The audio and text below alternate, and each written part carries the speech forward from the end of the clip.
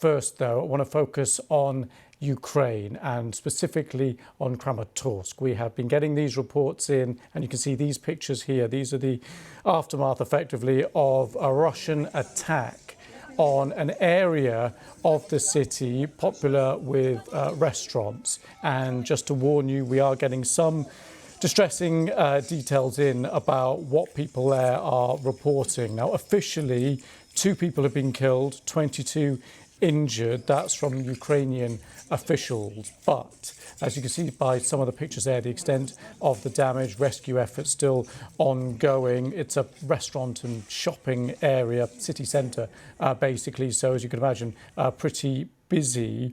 And there are reports of people being trapped under the rubble and the debris there. So this detail coming through in the last couple of hours. We'll be keeping across exactly any developments from Ukraine. Meanwhile, though, I want to take you to Russia and ask how President Putin has been dealing with the aborted mutiny over the weekend, of course. Well, today he spoke to the military. He thanked them for preventing civil war.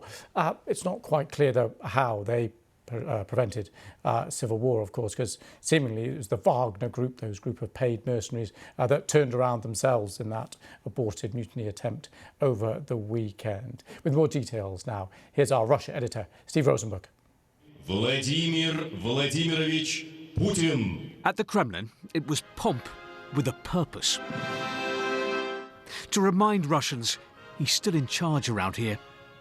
Waiting for Vladimir Putin, 2,500 soldiers and guards. And the defense minister the Wagner mutineers wanted sacked. Having survived the rebellion, it was time to say thank you. You defended the constitutional order, the lives, security, and the freedom of our citizens. You have saved our motherland from upheaval. In fact, you have stopped a civil war. In fact, the reality was rather different. The Wagner soldiers, who'd been cheered on the streets of Rostov, had only stopped their rebellion after the Kremlin did a deal with them, promising not to press charges against them and their leader, Yevgeny Prigozhin. Still, Kremlin's spin is presenting this as a triumph for the president. The mutiny by mercenaries was a major challenge to Vladimir Putin's authority. But the uprising is over, and now the Kremlin is trying to change the optics to reframe what happened as a victory for the president and for Russia. But where is Yevgeny Prigozhin? Under his deal with the Kremlin, he agreed to leave Russia for Belarus. Today, the leader of Belarus, Alexander Lukashenko, said, yep, he's here. But in exile, could Mr. Prigozhin still be a threat to the Kremlin? Not if Vladimir Putin can help it. He's now suggesting that Russian investigators might probe the Wagner Group's finances. A less than subtle hint to the Wagner chief not to make trouble. The last few days have put him under huge pressure. Now President Putin's determined to show he's in control. Steve Rosenberg, BBC News, Moscow. And speaking just a short time ago, the NATO Secretary-General Jens Stoltenberg said the events in Russia over the weekend meant NATO would increase its commitment to helping Ukraine. We all saw the events in Russia over the last days. These are internal Russian matters, but what is clear is that President Putin's illegal war against Ukraine has deepened divisions and created new tensions in Russia. At the same time, we must not underestimate Russia. So it's even more important that we continue to provide Ukraine with our support. And I expect that our summit in Vilnius in a couple of weeks' time will send a clear message of our commitment.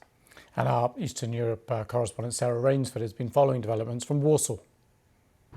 I think what we're seeing happening in Russia today is all about trying to rewrite the narrative and to reassert this kind of image of Vladimir Putin as a man in control, to try to suggest that throughout this crisis he was decisive and that he was on top of what was going on.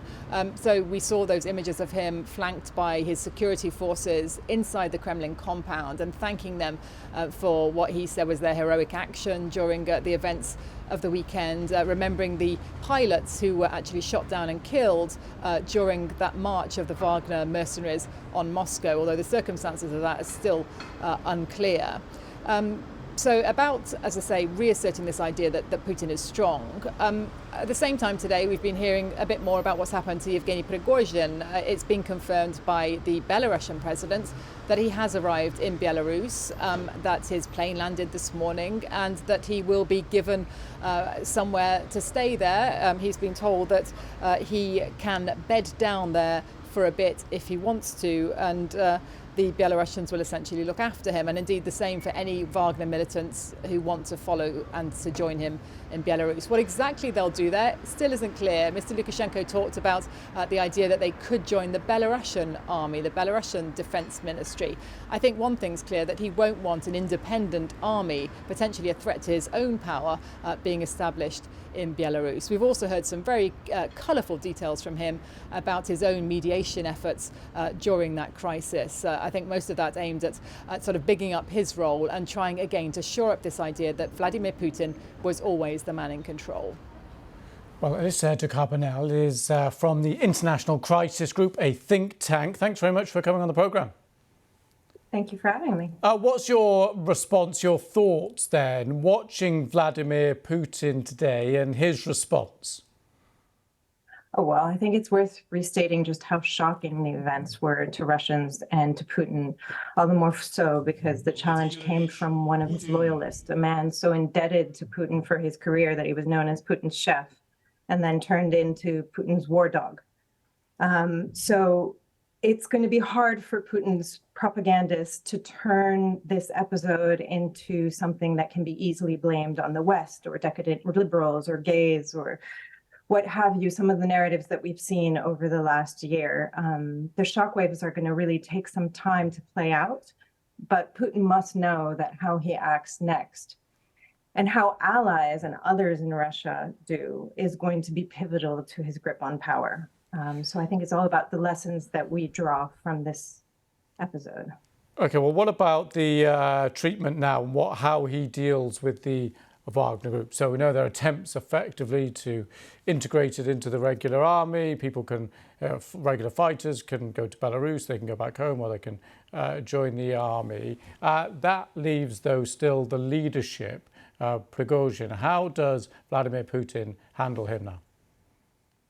Well, I mean, we know from history that Putin doesn't deal well with people who are perceived to betray him. And he really used the strongest language in his 2 video messages over the weekend. And on Monday, when referring to Prigozhin, there was no, despite Prigozhin's attempts to say that his challenge wasn't against Putin, that, he was probably calculating Putin would try to weigh in his feud with the military elite. Putin's response made the battle lines clear. So it's really hard to believe that he will just be able to live out his time in peace in Belarus. I think what we've seen so far is damage control. I wouldn't really want to be in Prigozhin's shoes at the moment. What do you think his next move is then? What option does he have?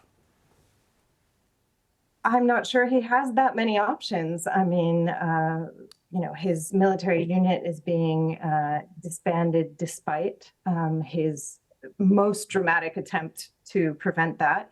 As we know, Wagner is still involved in Africa. I mean, he really tried to make himself into a man who was essential to Putin and resolving all of the problems that Putin might have.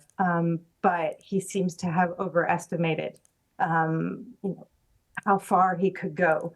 But this in itself shows one of the flaws of Putin's system, which is that he's kind of above the fray, and he will allow this infighting to continue between, to keep his military brass on edge. Perhaps it was useful to have Prigozhin, but I think, he never expected us to see this. And it also shows one of the risks of a forever war, this instability within Russia that a continued fight might bring.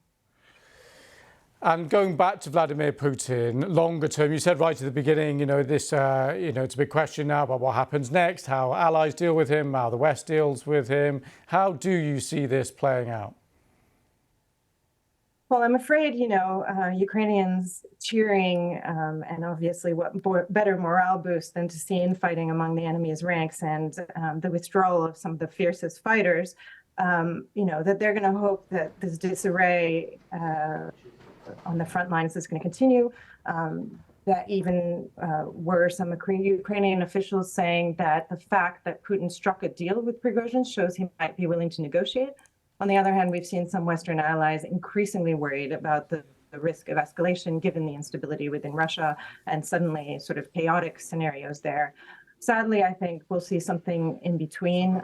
I think Putin will reach for more repression in Russia and a kind of doubling down in Ukraine. I think it's highly unlikely, especially after this episode when he's trying to show he is a man of strength and he's staked his political future on Ukraine, that he will back down in the fight in Ukraine. Okay, Alyssa de Carbonell, thank you very much for coming on the programme. Thank you.